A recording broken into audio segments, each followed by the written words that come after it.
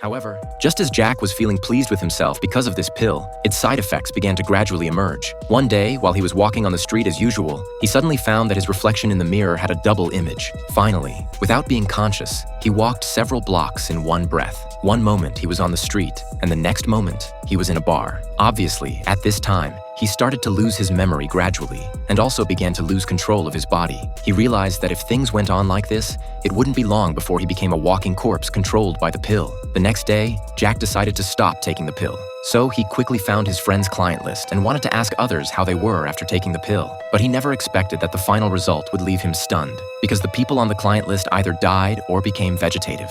At this moment, Jack was completely panicked. Fortunately, just after he got through to the last call, the person on the other end was still alive. After meeting with this female client, she told him that although the pill could develop the brain to 100%, it would extremely overdraw the lifespan of the brain. If taken for a long time, the brain would atrophy and eventually lead to brain death. Fortunately, she stopped taking the pill in time and managed to survive, but she only suffered from mild dementia. However, Jack didn't stop taking the pill because of this. Since this pill was his only chance to turn his life around, he spent all his money and bought a pharmaceutical research laboratory to improve the pill. 2 years later, with the help of the pill, Jack became a councilman and was just one step away from becoming the president. Just as he was full of confidence about this, an old councilman found him and threatened to expose the secret of the pill if Jack didn't withdraw from the presidential election. But the corner of Jack's mouth curved into a faint smile. It turned out that he had improved the pill a year ago. This pill not only had no side effects, but also, after being improved, its medicinal effect was enhanced to be permanent. Then Jack directly put his hand on the old man's chest and told him that he had an incurable heart disease. He might as well enjoy life during this time.